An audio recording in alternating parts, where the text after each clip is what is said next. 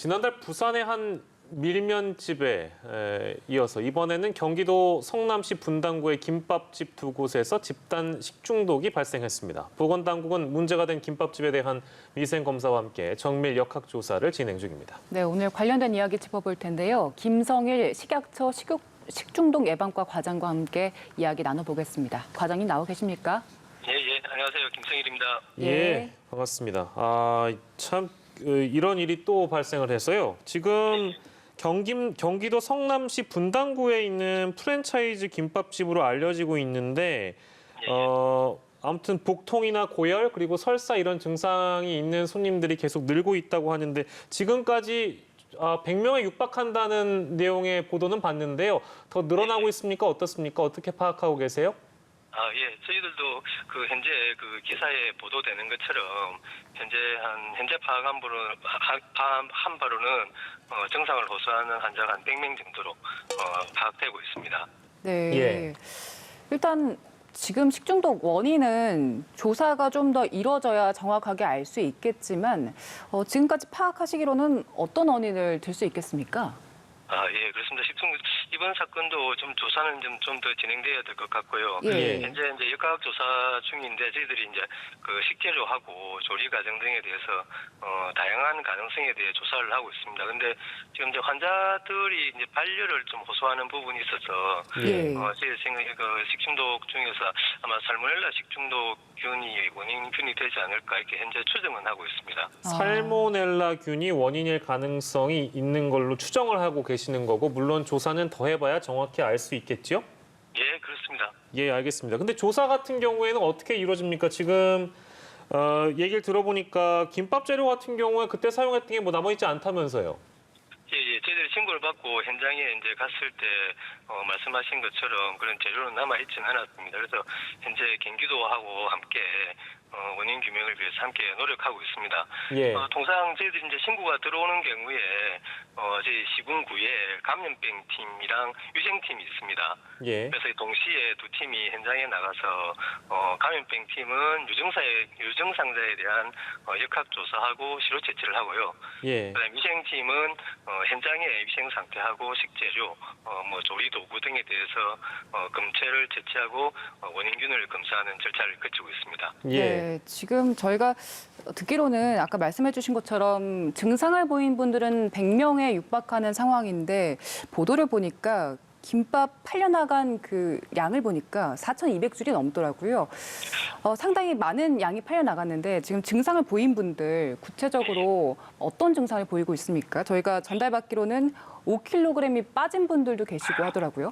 예, 일반적으로 식중독이 발생하면은 통상은 이 복통을 동반하고 이게 설사와 구토 등으로 인해 가지고 상당한 감소는 있을 수 있습니다. 그래서 그런 부분들 때문에 그리고 또 그런 증상이 있는 경우에 식사도 못 하시고 하는 이런 부분들에서 실제적으로 체중이 일부 이렇게 감소될 수 있는 그런 상황은 발생할 수가 있습니다. 예, 알겠습니다. 이제 조사를 더 해봐서 원인을 더 명확하게 밝혀야 되겠습니다만 이건 뭐 지금 당장 단언하기는 어렵습니다만 일단 식재료가 없기 때문에 조사나 이런 것을 하실 때 식기 검사를 하신다든지 도마 검사를 하신다든지 그래서 아까 말씀하신 바로 따르면 살모넬라균으로 그 원인을 추정한다고 하셨으니까 식기나 도마나 이런 것에 혹시나 살모넬라균은 없는지를 이제 발견하는 과정을 지금 겪고 계신 거잖아요. 예, 그렇습니다. 저희들은 이제 현장에 가가지고, 식재료가 다행히 있으면은 당연히 식재료에 대한 검사를 하겠지만, 이제 식재료가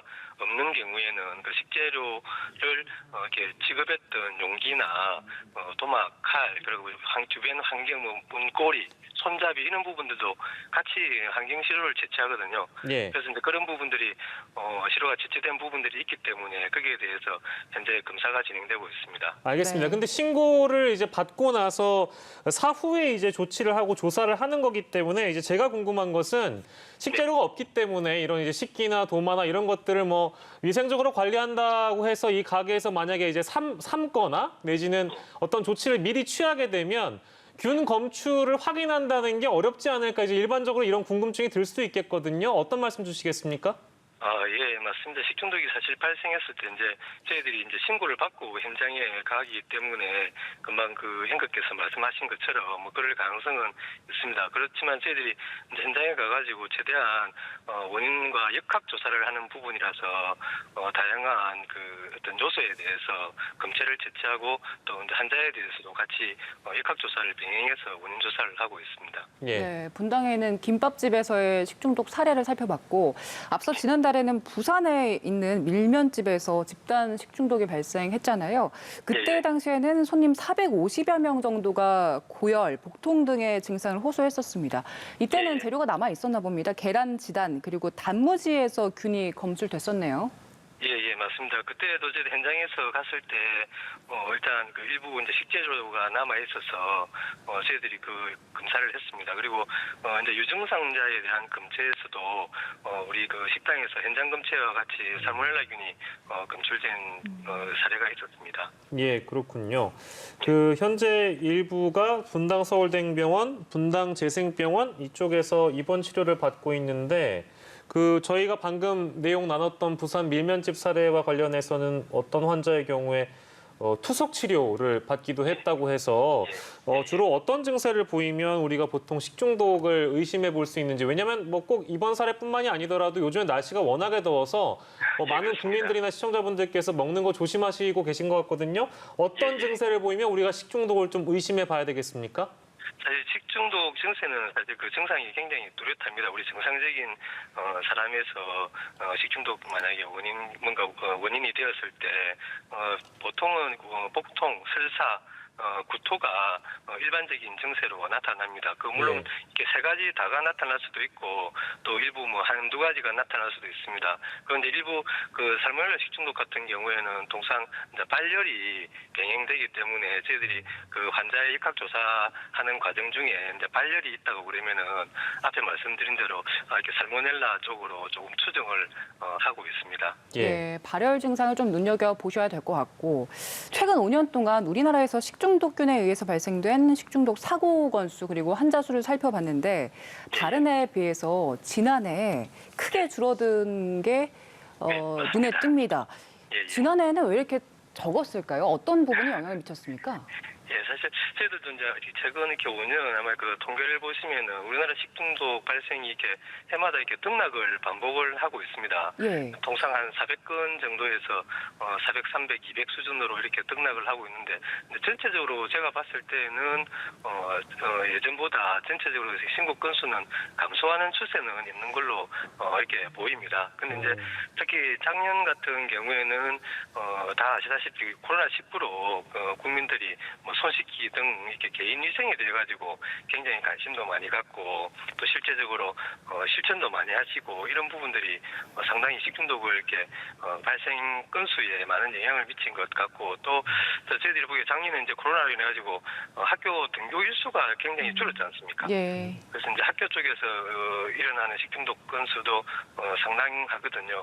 그래서 이제 그런 부분들이 상당히 많은 작년도 식중독이 좀 줄어들게 된 계기가 있는가 이렇게 생각을 하고 있습니다. 예, 알겠습니다.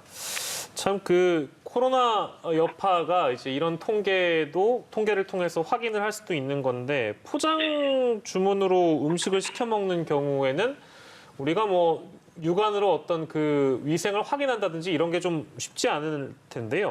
식중독 사고 예방을 위해서는 어떤 부분을 좀 유의를 해야 될까요? 예, 사실 식중독 사고 예방을 위해서는 우리 일반적으로 사실 이렇게 영업자가 좀 갖춰야 되는 측면하고 이제 소비자들이 갖춰야 되는 측면이 있는 것 같습니다. 예. 사실 음식을 조리하는 영업자들은 사실 뭐 이미 잘 알고 계시는 기본적인 위생 관리 가 가장 중요한 것 같고 예. 소비자 측면에서는 사실 요새 배달 음식을 많이 섭취하시는데 제가 보기에 가장 중요한 거는 배달 음식이 배달되었을 때 즉시 섭취하는 부분이 가장 중요한 것 같습니다. 그는 이제 온도 관리 문제가 가장 큰 부분으로 보이고요. 네. 그래서 만약에 이제 드시다가 혹시 다 못 드시는 경우에는 보관할 때는 반드시 댁에서 이렇게 냉장 보관을 하는 게 가장 중요한 부분이 아닌가 생각을 하고 있습니다. 예. 그리고 특히 뭐 영업자나 뭐 소비자 다 마찬가지인데 저희들이 식중독 예방 6대 수칙을 지속적으로 홍보를 하고 있습니다. 그래서 예. 이렇게 손 씻기, 끓여 먹기, 익혀 먹기, 세척 소독하기 등의 6대 수칙을 실제적으로 실천하고 현장에서 행동하는 부분이 가장 중요한 부분이 아닌가 생각하고 있습니다. 예, 알겠습니다.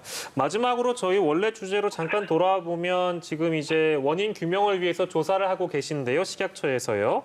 네, 예. 물론 이제 아직 결론이 나지 않았기 때문에 매우 조심스러운 부분이긴 한데 만약에 추정하시는 살모넬라균이라든지 식재 식중독이 원인이 된다면 이 어쨌든 이분들께서는 뭐 100명에 육박하는 분들께서는 개인이 소비를 하고 피해를 입으신 거 아니겠습니까? 예, 어떤 조치를 예상해 볼 수 있을까요? 사실 그 부분은 사실 뭐 저희들 지약처에서도 어떻게 뭐 말씀드리기 어려운 부분이 있습니다. 소비자하고 영업자의 그 관계에 있어서는 진짜 단지 이제 저희들이 환자하고 영업 현장에서 치료를 채취하는 데서 동일한 식중독균이 발생하게 확인되는 경우에 예. 저희들은 영업점에 대해 가지고 영업 정지 처분을 하는 행정 처분을 하고 있습니다. 예. 그러면 통상적으로 보통 이런 그 역학조사나 위생조사는 기간이 어느 정도 걸립니까? 그건 이게 저희들이 이렇게 균을 분리한다는 게 상당히 장시간이 소요되는 부분들이 있습니다. 그래서 예. 균을 분리하는데 뭐 짧아도 한 최소 2주 정도는 소요되는 경향이 있고, 그리고 만약에 그 균을 분리하더라도 예. 그 전체적인 역학관계에 대한 사항들은 또 전문가들의 의견을 듣기 때문에 이거를 이렇게 뭐 단시간에 예를 들어서 뭐 한 달 뒤에 두 달 뒤에 이렇게 결정한다고 하기는 바로 말씀드리기는 어려운 부분이 있습니다. 예, 알겠습니다. 시간이 조금 걸린다는 말씀이시고요. 조사를 지금 벌이시고 계신데요. 오늘 말씀 잘 들었습니다. 고맙습니다, 과장님. 예, 감사합니다. 예, 지금까지 김성일 식약처 식중독 예방과 과장과 이야기 나눠봤습니다.